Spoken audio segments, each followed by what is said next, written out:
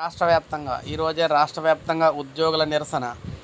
అవును, ఉద్యోగులపై రైతుల పేరిట జరిగిన దాడికి నిరసనగా రాష్ట్ర వ్యాప్తంగా నిరసన ప్రదర్శనలు చేపట్టాలని తెలంగాణ ఉద్యోగుల ఐకాస నిర్ణయించింది.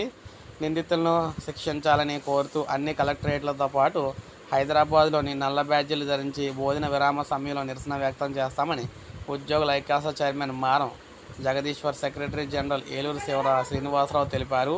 టీఎన్జిఓ కార్యాలయంలో ఐకాస భాగస్వామ్య సంఘాల నేతలతో కలిసి విలేకరులతో మాట్లాడారు. ప్రజలకు ఎలాంటి ఇబ్బందులు ఉన్నా కూడా వాటిని ప్రజాస్వామ్య పద్ధతిలో పరిష్కరించుకోవాలి తప్ప చట్టాన్ని చేతిలోకి తీసుకొని దాడులు చేయడం సరైన కాదన్నారు. ఐఏఎస్ల సంఘం కూడా ఖండించింది. వికారాబాద్ జిల్లాలో చోటు చేసుకున్న ఘటనను తెలంగాణ ఐఏఎస్ సంఘం తీవ్రంగా ఖండించింది. ప్రభుత్వ అధికారుల సంకల్పాన్ని ఇలాంటి చర్యలు ఏ విధంగానూ బలహీనపరచలేవని టీజీఐఎస్ అధికారులు అయితే సంఘం అధ్యక్షులు శశాంక్ గోయలు, కార్యదర్శి జేఎస్ రమేష్ అయితే మాట్లాడారనమాట. ఈ విధంగా ఈరోజు రాష్ట్ర వ్యాప్తంగా ఉద్యోగులు అయితే నిరసన కార్యక్రమాలు తెలియజేస్తున్నారు.